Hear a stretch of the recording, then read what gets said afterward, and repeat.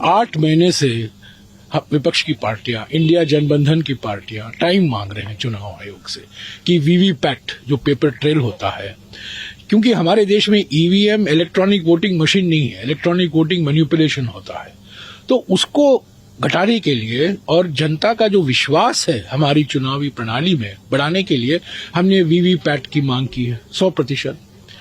पर हमें टाइम ही नहीं मिल रहा है। चुनाव आयोग हमें मिलने से इनकार कर रहा है। एक निष्पक्ष संस्था, संवैधानिक संस्था, हमारा लोकतांत्रिक हक बनता है टाइम मांगने का। 8 महीने से हमें मिलने से इनकार कर दिया है। तो चुनाव आयोग एक निष्पक्ष संस्था होनी चाहिए, संवैधानिक संस्था है। कल अरुण गोयल जी ने इस्तीफा दिया। मेरे मन में 3 कारण आए। पहला कारण, क्या उनके और मुख्य इलेक्शन कमिश्नर के बीच में कुछ मतभेद आ गए हैं? क्या उनके और मोदी सरकार जो फ्रंट सीट में बैठकर ड्राइविंग करती है सभी संवैधानिक संस्थाओं की, क्या उनके बीच में कुछ मतभेद आ गए हैं?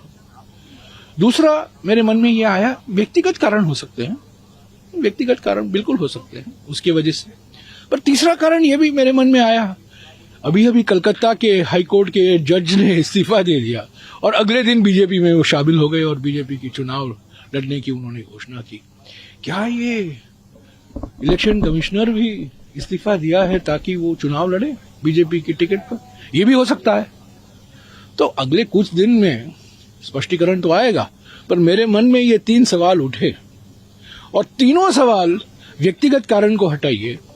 मेरे 2 सवाल जो मेरे मन में उठे हैं, एक तो वो चुनाव लड़ेंगे और दूसरे ये मतभेद हैं, ये हमारे लोकतंत्र को कमजोर करता है। ये लोकतंत्र पर एक आक्रमण है और रोज मोदी सरकार की ओर से, उनके प्रधानमंत्री के बयानों से, प्रधानमंत्री के कार्यों से हमारे लोकतंत्र पर बहुत गहरा चोट पहुंचता है। पर तीसरा कारण यह भी मेरे मन में आया, अभी अभी कलकत्ता के हाई कोर्ट के जज ने इस्तीफा दे दिया और अगले दिन बीजेपी में वो शामिल हो गए और बीजेपी की चुनाव लड़ने की उन्होंने घोषणा की। क्या ये इलेक्शन कमिश्नर भी इस्तीफा दिया है ताकि वो चुनाव लड़े बीजेपी की टिकट पर? ये भी हो सकता है। तो अगले कुछ दिन में स्पष्टीकरण तो आएगा, पर मेरे मन में ये 3 सवाल उठे और तीनों सवाल व्यक्तिगत कारण को हटाइए।